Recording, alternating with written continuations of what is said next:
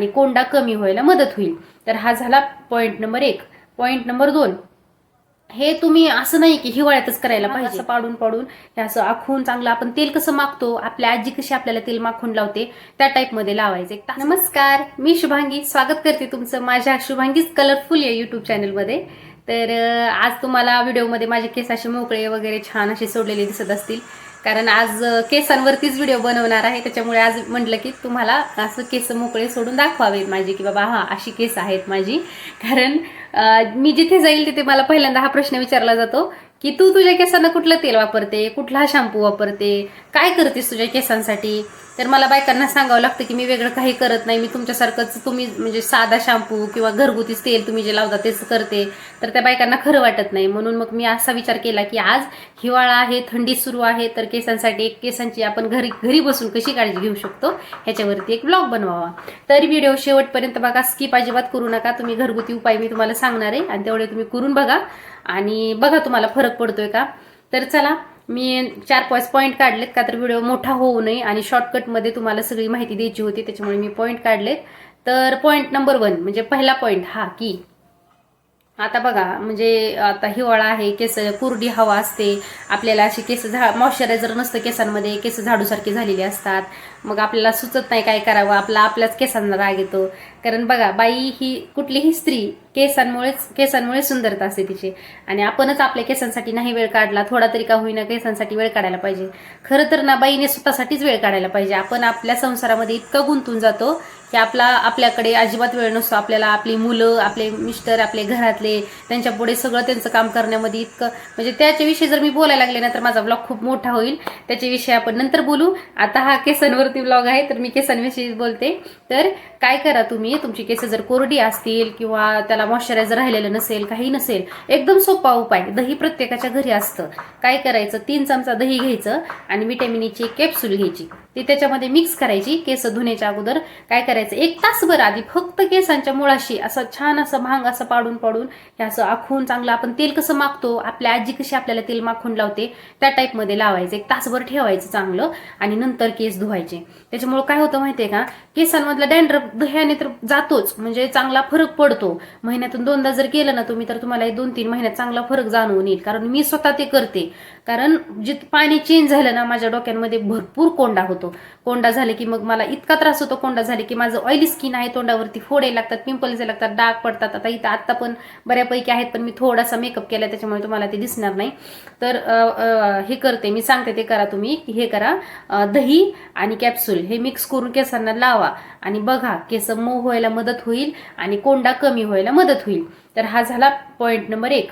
Point number 2, हे तुम्ही असं नाही की हिवाळ्यातच करायला पाहिजे, हे तुम्ही प्रत्येक सीझनमध्ये करा. कारण दही, विटॅमिन ईची कॅप्सूल एक नंबर आहे. तुम्ही प्रत्येक सीझनमध्ये करा, केसांना चांगलं मॉइश्चरायझर मिळतं त्यानं.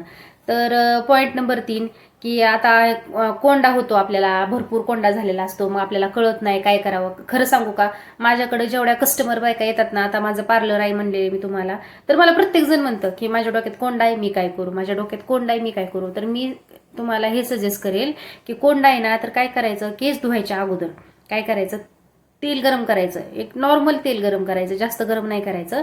आणि त्याच्यामध्ये काय करायचं, थोडासा लिंबाचा रस पिळायचा आणि विटॅमिन ईची कॅप्सूल टाकायची. त्याच्यात पण विटॅमिन ई कॅप्सूल केस असू द्या, स्किन असू द्या, काही असू द्या, सगळ्यांना चांगले आहे. त्याचा छान मसाज करायचा केसांना, असं चांगलं छान असं असं असं असं असं चांगलं छान मसाज करायचा आणि ठेवायचं, 1 तासभर ठेवायचं आणि मग केस धुवायचे.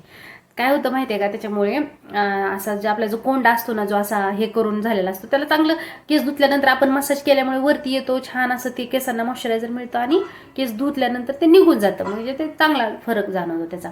तर हा दुसरा पॉईंट झाला.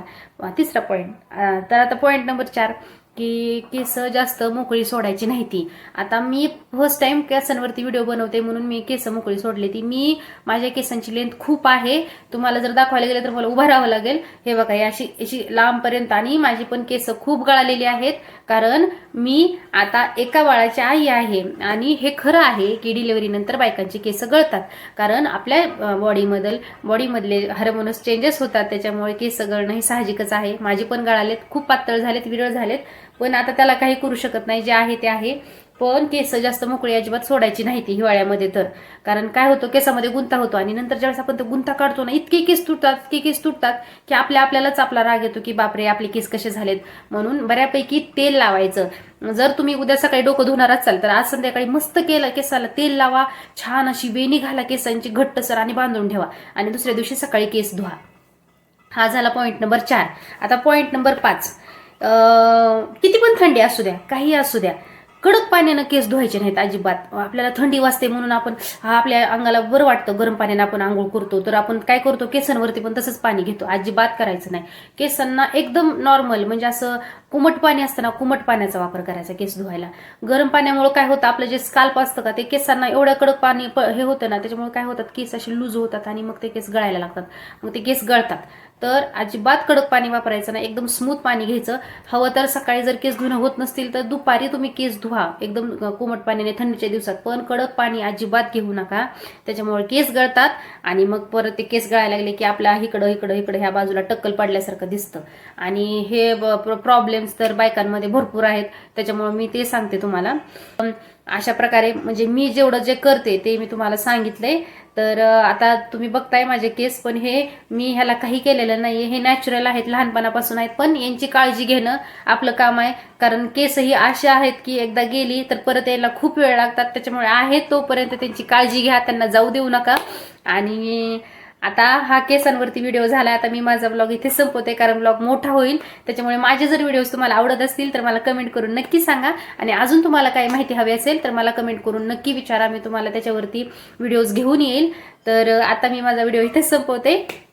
धन्यवाद.